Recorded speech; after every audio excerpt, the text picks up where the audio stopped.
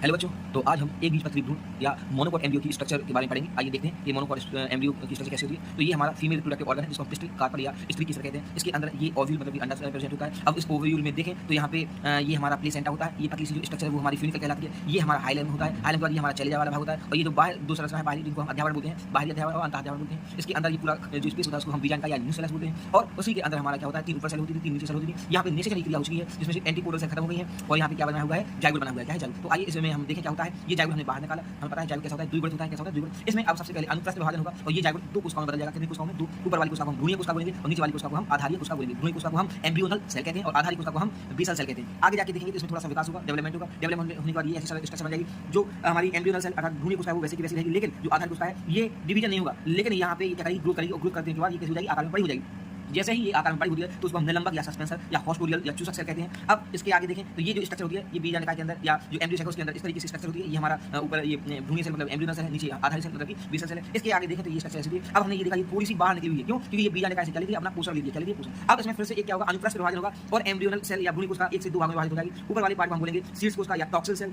नीचे वाले पार्ट को बोलेंगे मध्यधार या मीजोफिल सेल और ये सबसे नीचे जो होती है उसको बोलते हैं निलंबक या चूसक या हॉस्टोरियल सेल या सस्पेंसर सेल। यहाँ पे ध्यान देना, तो सबसे ऊपर है इसलिए इसको हमने शीर्ष कोशिका बोला, ये सबसे नीचे है इसको हमने निलंबक बोला और ये बीच में है जिसको हमने क्या बोला, मध्यधार बोला। क्या बोला? मध्यधार। अब जो टॉक्सिल सेल है ये आगे जाके विकास करेगी, 3 संरचनाएं बनाएगी। एक तो बीजपत्र जिसे हम कॉटिलिडन कहते हैं, दूसरा प्रांकोट जिसे हम प्लीव्यूल कहते हैं, तीसरा बीजपत्र पर जिसे हम एपिकॉटिल कहते हैं। इसी प्रकार से मीजोफिल कोशिका होती है, ये भी 2 संरचनाएं बनाती है, मूलांकुर जिसे हम रेडिकल कहते हैं, बीजपत्राधार जिसे हम हाइपोकॉटिल कहते हैं। और ये जो स्ट्रक्चर है ये आगे जाके विकास करके इस तरीके से संरचना बना लेती है जो हमारा एक बीजपत्री भ्रूण में बदल जाता है। क्या बदल जाता है? एक बीजपत्री भ्रूण। अब ये जो पार्ट है सबसे पहला ये जो पार्ट दिखाई दे रहा है, ये हमारा क्या है, बीजपत्र है जिसे हम क्या कहते हैं, स्क्यूटेलम। ध्यान देना बच्चों, एक बीजपत्र होता है उसे हम क्या कहते हैं, स्क्यूटेलम कहते हैं। फिर इसमें हमने देखा ये रेड कलर की जो स्ट्रक्चर है ये हमारा क्या बनाई है, प्रांकुर बनाएगी। इसी के जस्ट नीचे क्या बना रहा है, मूलांकुर बन रहा है। क्या बना है? मूलांकुर। और यहाँ पे जो ऊपर एक कवर जो ये ब्लैंक ब्लैंक जो स्पेस दिख रहा है जिसको हम बीजपत्र ऊपर या एपिकॉटिल कहते हैं। क्या कहते हैं? एपिकॉटिल।